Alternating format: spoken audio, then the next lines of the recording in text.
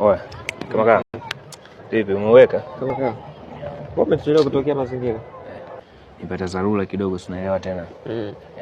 Nataka nije pale sasa kuna mfungo na bineke sawa ila sio kesi moja tena direct kwenye point. Kuna issue ambayo tulizungumzia kuhusu dogo madodo. Yeah. Ni sile wazo lutoni wazuri sana. Leo bwana mida fulani hivi nimeingia Rojo kwa Baba Musa bwana. Nikapishana naye mlangoni. Rojo. Kwa sababu mimi nakuta dogo anatoka pale. Yaani Rojo. Sielewi. So mimi kama na historia nitakutisha wewe. Wazi hiyo sio biashara zetu. Sisi kikubwa mpango wetu utimie basi. Sio kwa namuni gani huko ndani.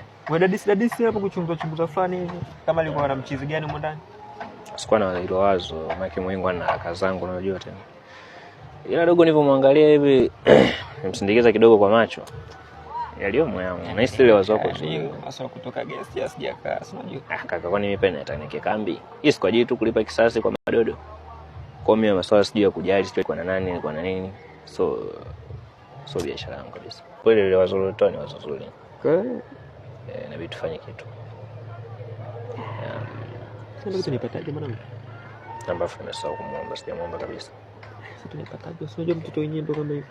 Sasa sio kesi. Hapa nikikutana naye nitajua cha kufanya. Ila this point ambayo nimeipata hivi kidogo sasa najua kilitumisha. Kikubwa tu ushirikiano hapa. Unajua nini? Madodo. Acha kwanza kuhusu madodo. Issue ni mimi na wewe, madodo hawezi akajua chochote kile.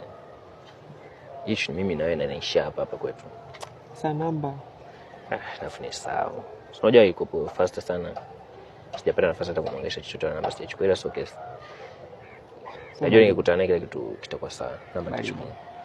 Ungana naye tu mtaani. Pamoja mwanangu, usiniangushe. Haina namba usiwazi. Fresh. Poa.